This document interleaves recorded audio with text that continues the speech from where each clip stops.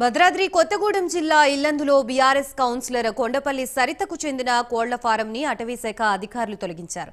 Yellandu municipal అవిశ్వాసంలో Congress party వైపు తాను వెళ్లకపోవడంతో కోళ్ల ఫామ్ కూల్చివేశారని ఆమె ఆరోపించారు. ఈ ఘటనపై మాజీ ఎమ్మెల్యే హరిప్రియ ఆగ్రహం వ్యక్తం చేశారు. నోటీసులకు సమాధానం ఇచ్చే అవకాశం ఇవ్వకుండా ఎలా కూల్చివేస్తారని నిలదీశారు. కాంగ్రెస్ ప్రభుత్వానికి వ్యతిరేకంగా ఉన్నారని, రాజకీయ కుట్రతోనే ప్రైవేటు ఆస్తులపై దాడులు చేస్తున్నారని ఆమె ఆరోపించారు.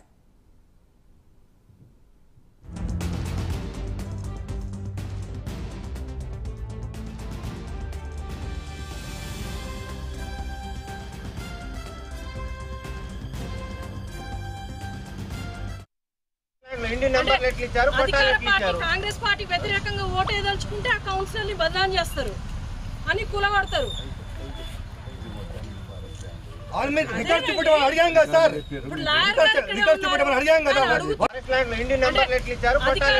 కాంగ్రెస్ పార్టీ వ్యతిరేకంగా ఓటేదలుచుకుంటే ఆ కౌన్సిలర్ ని బదనాం చేస్తారు.